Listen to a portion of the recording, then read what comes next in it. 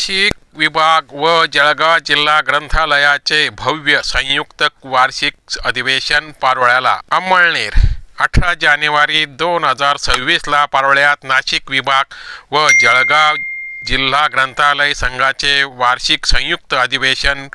पारोळा येथे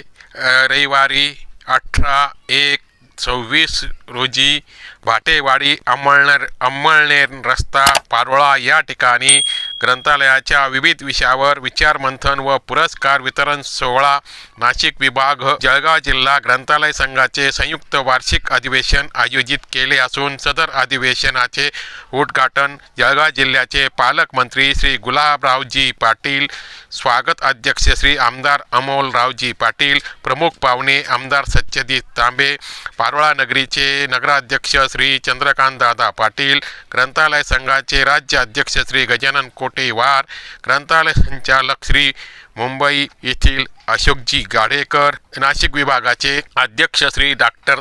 दत्ता परदेशी, नाशिक विभागाचे सहाय्यक संचालक श्री सचिन चोपुडे, श्री प्रशांत पाटील, सहाय्यक संचालक मुंबई यांची विशेष उपस्थिती अधिवेशनास लाभणार आहे. सदर अधिवेशनात ग्रंथालयाच्या विविध प्रश्नावर मार्गदर्शन व विचारमंथन होणार असून श्री प्राध्यापक लीलाधर पाटील यांचे वाचनाचे महत्त्व व ग्रंथालय चळवळ या विषयावर सखोल मार्गदर्शन मिळणार असून तरी नाशिक विभागातील सर्व ग्रंथालयांचे व जिल्हा जळगाव